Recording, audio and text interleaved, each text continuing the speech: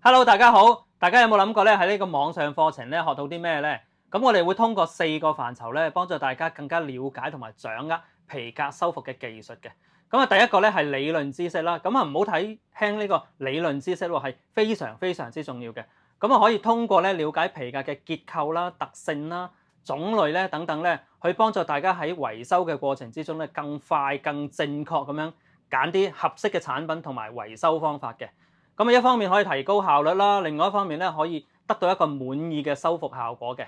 第二樣係修復程序。咁啊，課程裏邊啦，大家會學習基本嘅清潔護理、針對性嘅除污去漬、簡單去到複雜嘅修復程序。咁啊，甚至係工作原理啦、產品同工具嘅使用方法同技巧。咁啊，只要大家咧跟足呢個咁嘅程序嘅話咧，就一定可以確保你完成整個嘅修復嘅。第三樣咧係秘密小貼士。咁皮革修復咧係一門手工藝。咁啊，所謂 practice makes perfect。咁啊，相同嘅產品同程序，唔同嘅師傅嘅手工咧都唔同嘅。咁啊，修復嘅效果自然都有差別啦。而中間嘅差別其實就係經驗啦。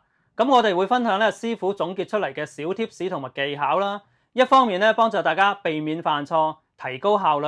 咁另一方面咧可以令到大家達至滿意嘅修復效果嘅。最後一樣係綜合個案分析，我哋會綜合真實個案，重點分析市場需求最大嘅梳化皮革、車椅皮革、手袋皮革呢3個範疇裏邊咧，客戶嘅需求同埋對應修復方案，咁令到學員喺綜合知識嘅基礎上，得到更加有針對性同系統性嘅訓練，幫助學員咧更加快脆咁樣投入皮革修復嘅行業。咁啊，多謝大家。